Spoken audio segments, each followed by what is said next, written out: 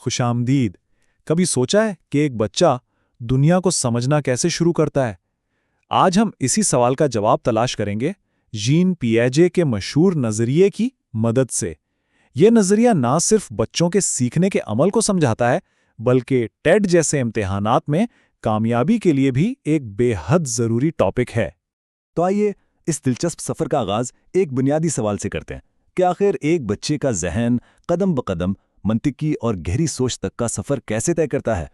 اس سوال کا جواب ہمیں ملتا ہے جان پیاجے کی تحقیق میں۔ یہ سوئٹزرلینڈ کے وہ ماہر نفسیات تھے جنہوں نے بچوں کی ذہنی نشوونما کے بارے میں ہماری سمجھ کو ہمیشہ کے لیے بدل کر رکھ دیا۔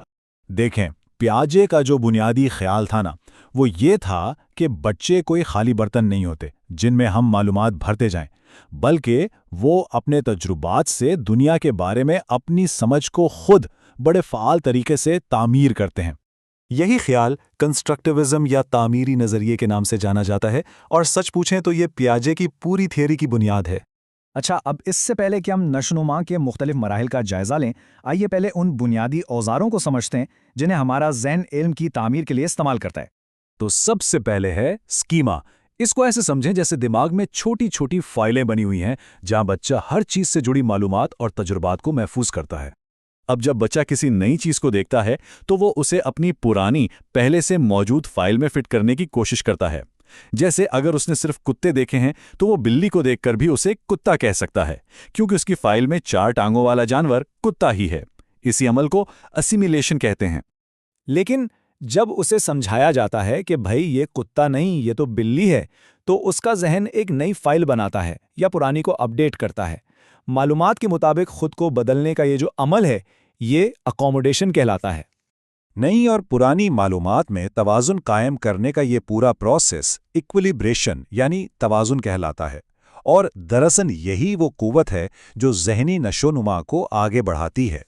چلیں اب آگے بڑھتے ہیں اور دیکھتے ہیں کہ یہ سارا عمل پیاجے کے بتائے ہوئے 4 الگ الگ مراحل میں کیسے آگے بڑھتا ہے۔ آئیے ایک بڑھتے ہوئے ذہن کے اس سفر کو قریب سے دیکھتے ہیں۔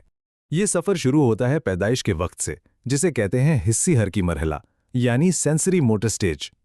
اس سٹیج پر بچے صرف اپنے حواس یعنی دیکھنے، چھونے اور اپنی حرکات سے سیکھتے ہیں۔ یہاں سب سے بڑی کامیابی ہوتی ہے آبجیکٹ پرماننس کا تصور، یعنی بچہ یہ سمجھنے لگتا ہے کہ اگر کوئی چیز نظروں سے اوجھل ہو بھی جائے تب بھی اس کا وجود رہتا ہے۔ یہی وجہ ہے کہ پیکے بو کا کھیل انہیں اتنا مزے کا لگتا ہے۔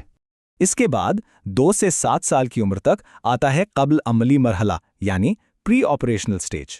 اس عمر میں زبان بہت تیزی سے گلجتی ہے اور بچے خیالی کھیل کھیلتے ہیں، جیسے کسی لکڑی کے بلاک کو فون سمجھ کر باتیں کرنا۔ لیکن ان کی سوچ ایگو سینٹرک ہوتی ہے، مطلب وہ یہ نہیں سمجھ پاتے کہ دوسرے کا نظریہ ان سے الگ بھی ہو سکتا ہے۔ پھر 7 سال کی عمر سے بچہ عینی عملی مرحلے یعنی کانکریٹ آپریشنل سٹیج میں داخل ہوتا ہے، اور یہ ایک بہت بڑا موڑ ہے۔ یہاں سے منطقی سوچ کا آغاز ہوتا ہے۔ بچہ کنزرویشن کا اصول سمجھ جاتا ہے۔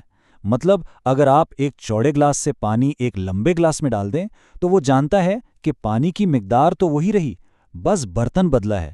اب وہ منظم طریقے سے سوچ سکتا ہے، لیکن صرف ان چیزوں کے بارے میں جو ٹھوس ہوں اور اس کے سامنے موجود ہوں۔